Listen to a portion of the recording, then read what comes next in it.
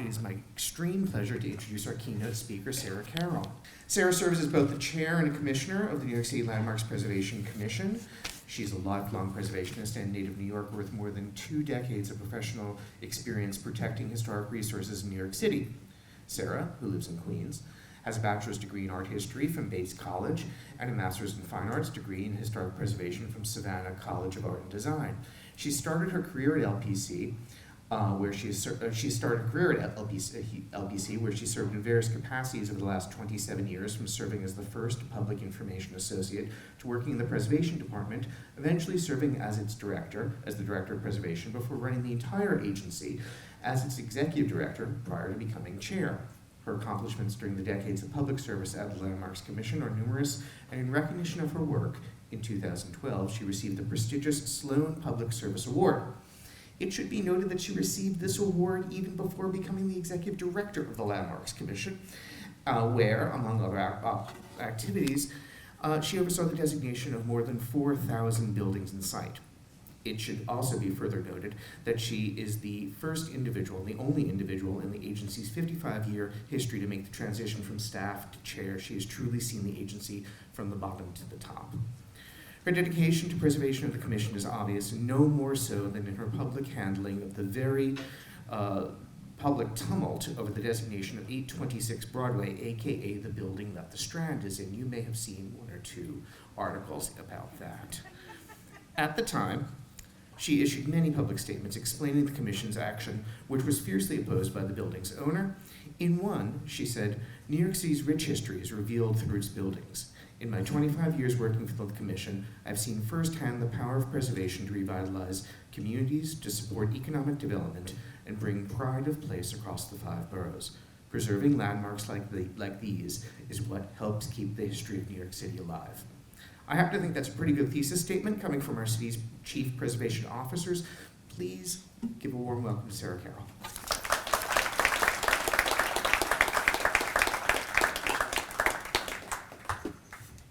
Wow, thank you, Simeon. That was really nice. Thanks very much. And good morning. I'm delighted to be here today as your keynote speaker, and I'm really honored to have been asked.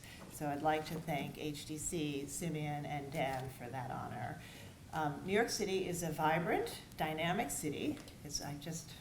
Simeon almost said this verbatim, but it's a dynamic, vibrant city whose history is revealed through its built environment. And all of this history is important to recognize and to preserve because it is what contributes to the greatness of this city. And I believe that preservation is integral to the dynamism of this city and is a significant factor in New York City being a global destination. And preservation is successful in this city because it is something so many New Yorkers, like all of you and me, care about. It was because of New Yorkers' growing concern for the protection of the city's history that the Landmarks Law was enacted in 55 years ago, creating the Landmarks Preservation Commission and paving the way for preservation in New York City. The Historic Districts Council, which celebrates its 50th anniversary this year, has always been supportive of the Commission's mission to protect and preserve New York City's architecturally, historically, and culturally significant buildings and sites. From organizing communities and educating the public on the importance of historic preservation, their advocacy and grassroots efforts have helped preserve so many neighborhoods, as we saw from the video today. HDC has been involved in the creation of over 149 historic districts, from our earliest designations like the Jamel Terrace and Chelsea historic districts to our most recent Sunset Park and Bay Ridge Parkway, Doctors Row historic districts. Today, there are more than 37,000 buildings and sites in New York City that are designated, including over 1,400 individual landmarks, 149 historic districts, 120 interior landmarks, and 11 scenic landmarks. From architectural icons like the Empire State Building and Grand Central Terminal to a range of historic districts that represent the multi-layered development history of the city.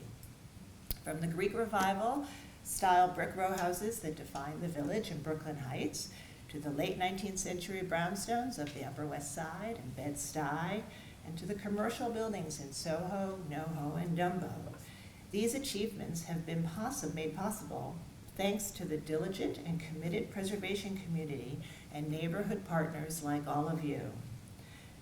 As a preservationist myself and a lifelong New Yorker, I have been so fortunate to be at the front lines of preservation in New York City for more than 25 years.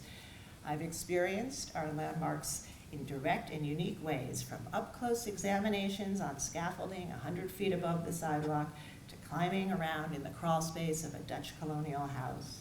I've worked on amazing projects to restore and adapt historic buildings, and have worked with talented conservationists, preservationists, advocates, and world-famous architects in tackling complex and far-reaching projects. I've seen how technologies, policies, and priorities have evolved over the years. During my time at the Landmarks Preservation Commission, I've always strived to bring fairness and equity to the agency's work and to create processes that will promote preservation in the long run. I am aware of the Commission's critical role in maintaining the vibrancy of the city, and I firmly believe that preservation needs to represent and reach more communities, and that means representing our diverse history, and in the long run, promoting preservation in all communities. As chair of the Commission, my priorities have been to incorporate diversity and equity in all aspects of the agency's work. We are working to ensure diversity in designations, making sure that we are telling the stories of all New Yorkers, and really looking at communities that haven't had a voice in the past. We are working to ensure effective outreach for both our regulatory work and also in garnering support for designation, while recognizing New York's incredible diversity, especially in these areas. Excuse me. And we're working to ensure fairness and transparency and efficiency in regulations so that proposed work is approved in a timely manner and that we are supporting property owners through technical assistance and improved guidance. I'm proud that as chair, I have prioritized the designations of buildings and sites that reflect all New Yorkers, including 6 buildings important to the LGBT history and 5 buildings that represent Tin Pan Alley's contributions to American culture and popular music, and the significant achievements of songwriters and publishers of color. I have also prioritized areas less represented by landmarks, including the successful designation of the first historic districts in the Sunset Park and Bay Ridge and Inwood neighborhoods, and in continuing to think about how to recognize our diverse citizenry, we have rethought how to engage communities, and particularly new communities that are less familiar with us, by understanding their cultural values and being clear about our work. And to that end, we have developed a language access plan and have now introduced simultaneous interpretation and translation for our outreach in various communities. And I also believe that in order for preservation to be sustainable, the regulatory aspect of our work must be a positive experience. Our regulations are critical for protecting designated resources, and they're what make the Commission so strong. But unless we are efficient and empathetic, we will not be able to continue to successfully designate new areas. Preservation is more than just about protecting our historic buildings, but about providing life to these buildings so that they can continue to be relevant tomorrow. Because, as we heard Speaker Johnson say, in a city as dynamic as New York, the only constant is change. Over the last 55 years, the Commission has worked to develop an efficient, accessible, and accountable regulatory process, which allows the agency to be more efficient and responsive to property owners who want to make various kinds of changes. And with the partnership of HDC and other partners here, the Commission adopted updated rules in January 2019 to further streamline the permitting process for the most routine types of work and make the regulatory process for those types of work more efficient and clear and understandable. Amending the rules was important to make sure that our regulations continue to be nimble and to evolve to meet modern needs and the use of new technologies. The rules now address barrier-free access in order to ensure that buildings can be made accessible. And for the first time, they codify our standard restoration practices so that everybody understands our expectations when it comes to restoration. And they also, for the first time, address sustainability and resiliency measures, such as the installation of solar panels and floodproofing measures. Having completed the rules initiative, we've turned our attention to our application and education materials to make sure the new rules are truly accessible and understandable. This is really important to me. Having served as Director of Preservation for 10 years, I understand the connection between our regulatory work and our ability to successfully fulfill our mandate to designate.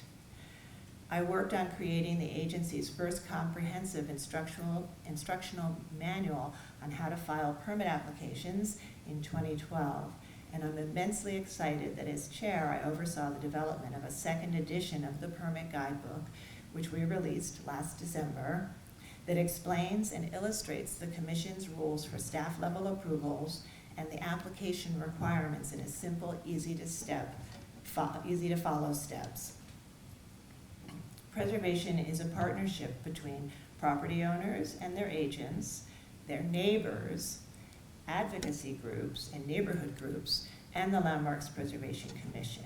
And by making this information more accessible to all parties and by making the process easier to understand, we can make preservation of New York City's rich historic and architectural heritage a success.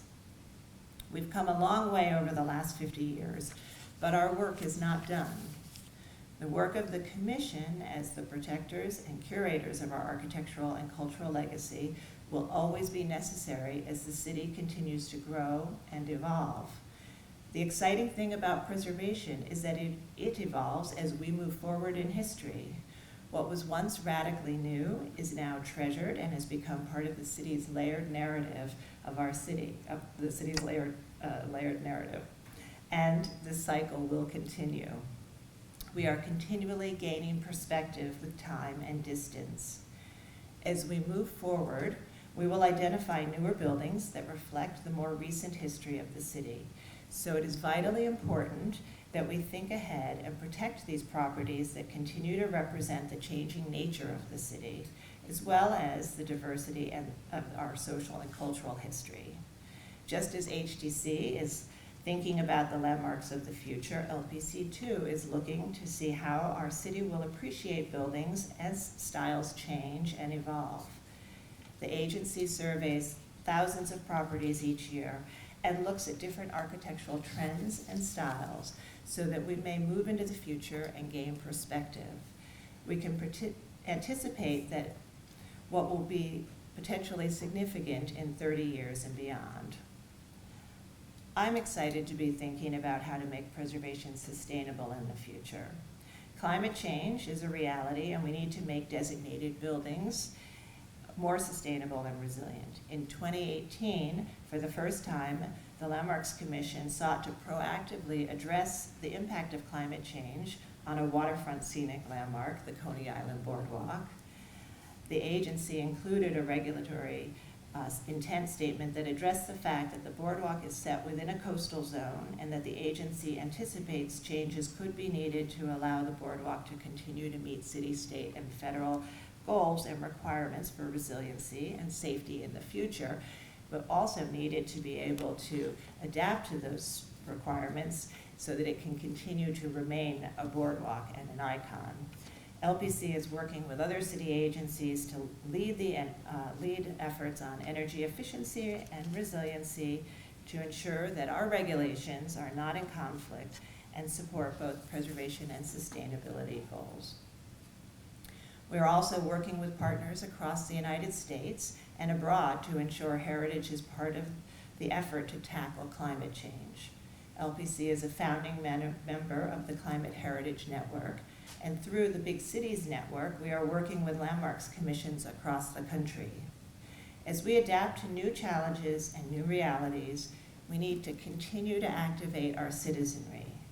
And in order to be equitable, we need to nurture preservation in less represented communities that may not have the architectural icons that earlier districts have had, but have equally strong historic and cultural value. Raising awareness, activating citizenry, and providing communities with tools is what HTC has done for 50 years. We need to continue to work together to further the mission that started 5 decades ago so that we can meet these new challenges. And I look forward to continuing to work together to ensure that preservation thrives in our city. Thank you very much.